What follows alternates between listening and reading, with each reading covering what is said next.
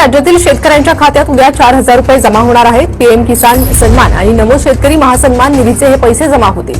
पंतप्रधान मोदींच्या हस्ते उद्या वाशिममधील कार्यक्रमातून रक्कम वितरित करण्यात मोठी महत्त्वाची बातमी।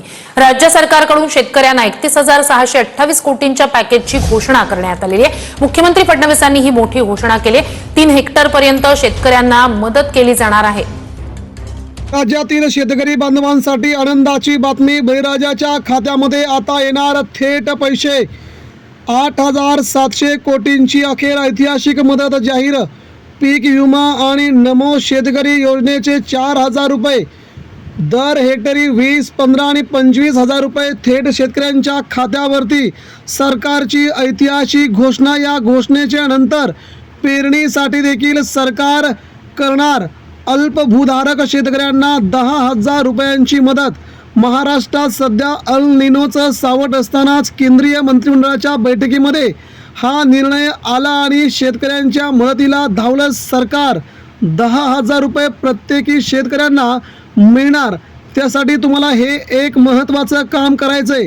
नरेंद्र मोदी सरकारने शेतकरी बांधवांसाठी घेतलेला हा ऐतिहासिक क्रांतिकारी निर्णय मात्र सगळ्यांसाठीच उत्साहवर्धक आणि अतिशय महत्त्वाचा आहे मित्रांनो। तेव्हा ही बातमी आपण शेवटपर्यंत बघूया। राज्यातील शेतकऱ्यांसाठी 3 महत्त्वाच्या ऐतिहासिक घडामोडी। या 3 घोषणांमुळे शेतकरी बांधवांना नक्कीच एक ऐतिहासिक पैशाची बचत आणि शेतकऱ्यांना पेरणीसाठी आणि ज्या शेतकऱ्यांचं नुकसान झालं होतं तो पीक विमा आता शेतकऱ्यांच्या थेट बँक खात्यावरती जमा होणार असून ही बातमी अतिशय महत्त्वाची आहे। तुमच्या जिल्ह्याचं नाव या यादीत आहे का? तुमच्या जिल्ह्यात कोणकोणत्या योजनांचे पैसे मिळणार ते देखील आपण आता जाणून घेऊया। तर जाऊया महत्त्वाच्या बातमीकडे। महाराष्ट्रातील बळीराजांसाठी आजचा दिवस एखाद्या सण उत्सवासारखा उजाडला आहे। गेल्या अनेक दिवसांपासून पावसाच्या लहरीपणाने आणि नैसर्गिक आपत्तींनी हवालदिल झालेल्या शेतकऱ्यांच्या चेहऱ्यावर आता आनंदाचे हसू फुलले आहे। बँक ऑफ महाराष्ट्राच्या माध्यमातून तब्बल 8,700 कोटी रुपयांचं पॅकेज मंजूर करण्यात आले असून थेट शेतकऱ्यांच्या बँक खात्यात नमो शेतकरी सन्मान निधीचे 4,000 रुपये तसेच विमा संरक्षणाची तब्बल 28,000ची भरघोस मदत रक्कम जमा होण्यास सुरुवात झाली आहे। ते कोणत्या आहेत 15 जिल्हे आणि कोणत्या जिल्ह्यामध्ये परवापासून चालू होणार ते देखील आपण आता जाणून घेणार आहोत। ही बातमी केवळ आकडेवारी नाही तर लाखो शेतकऱ्यांच्या संघर्षाचं फळ आहे। सोशल मीडियावरती सध्या या मदतीची जोरदार चर्चा सुरू आहे। तुमच्या खात्यावरती पैसे जमा झाले का हे तपासण्यासाठी आता धावपळ सुरू झाली आहे।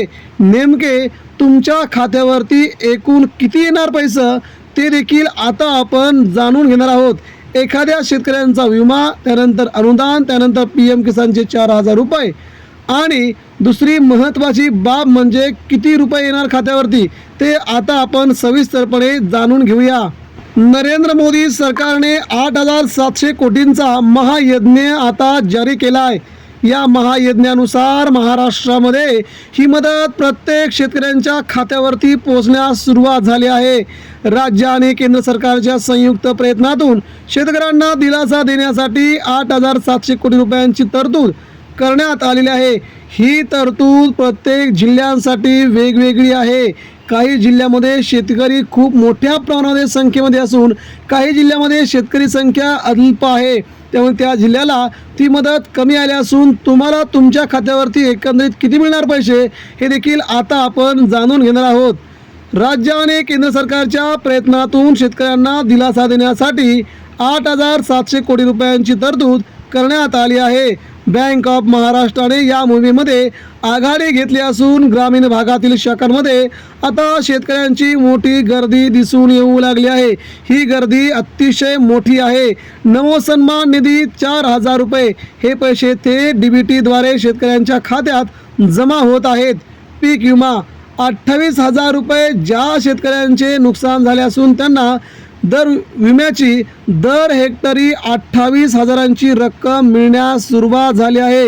ही रक्कम अनेक कुटुंबांसाठी मोठा आधार ठरलेली आहे। 15 जिल्ह्यांचं पहिलं भाग्य उधळलंय. कोणते आहेत 15 जिल्हे त्यांना मदत येण्यास सुरुवात झाली ते आपण आता जाणून घेऊया. सरकारने विशेष प्राधान्य देऊन 15 जिल्ह्यांची निवड केली आहे. या 15 जिल्ह्यातील शेतकऱ्यांच्या खात्यात सर्वाधिक रक्कम जमा होत असल्याची माहिती समोर येत आहे. जर तुम्ही या जिल्ह्यातील असाल तर तुमचे नशीब उजळले असेच म्हणावं लागेल. बघूया त्या जिल्ह्यांची यादी. छत्रपती संभाजीनगर, बीड, धाराशिव, लातूर, जालना, अहिल्यानगर, सोलापूर, बुलढाणा, वाशिम, हिंगोली. त्यानंतर पुढचे 5 जिल्हे नांदेड, परभणी, पुणे, नाशिक आणि सातारा. या जिल्ह्यांच्या शेतकऱ्यांना पहिल्या टप्प्यामध्ये पैसे येणार असून दुसऱ्या टप्प्यामध्ये उरलेले राहिलेले 15 जिल्हे हे येणार आहेत. शेतकऱ्यांच्या आयुष्यामध्ये अच्छे दिन येणार. गेल्या काही महिन्यात शेतीमालाला मिळालेले कमी भाव, निसर्गाची अवकृपा यामुळे बळीराजा चिंतेत होता. मात्र या 28,000 रुपयांच्या विमा रकमेमुळे शेतकऱ्यांच्या मुलांचे शिक्षण, घरांची दुरुस्ती, पुढील पेरणीचा खर्च भागण्यास मदत होणार आहे. बँक ऑफ महाराष्ट्राच्या अधिकाऱ्यांनी दिलेल्या माहितीनुसार आम्ही रात्रंदिवस काम करून शेतकऱ्यांचे KYC आणि पेमेंट प्रोसेस पूर्ण करत आहोत, जेणेकरून एकही शेतकरी लाभापासून वंचित राहणार नाही. तुमच्या खात्याची स्थिती अशी तपासा. बँकेच्या अधिकृत ॲपवर लॉग इन करा, पासबुक प्रिंट घेऊन घ्या आणि मिनी स्टेटमेंट तपासा. जर पैसे जमा झाले नसतील तर घाबरून जाण्याचं कोणतंही कारण नाही. जवळच्या बँक ऑफ महाराष्ट्र किंवा तुमचं अकाउंट ज्या बँकेमध्ये आहे, तुमचा आधार कार्ड ज्या नंबरला लिंक आहे, ज्या बँकेमध्ये आहे त्या बँकेत जाऊन तुम्ही तिथे तुमची माहिती जमा करायची आहे. सोशल मीडियावरती आनंदाचं वारं वाहत असतानाच सरकारने वेळेवर ही मदत दिली हे मोठे नवलच असं म्हणत महाराष्ट्रातील बहुतांश शेतकऱ्यांनी सरकारचं कौतुक केलंय असे मत अनेक शेतकरी व्यक्त करत आहेत. व्हॉट्सॲप ग्रुप्सवरती पैसे जमा झाले याचे स्क्रीनशॉट्स व्हायरल होत आहेत. एका बाजूला 9,000 कोटींची मदत आणि दुसऱ्या बाजूला 28,000चा विमा. यामुळे ग्रामीण अर्थव्यवस्थेला मोठी चालना मिळाली आहे. एकंदरीत ही मदत शेतकऱ्यांसाठी खूप महत्त्वाची मानली गेली आहे. ही मदत केवळ आर्थिक नसून ती शेतकऱ्यांचा स्वाभिमान जपणारी आहे.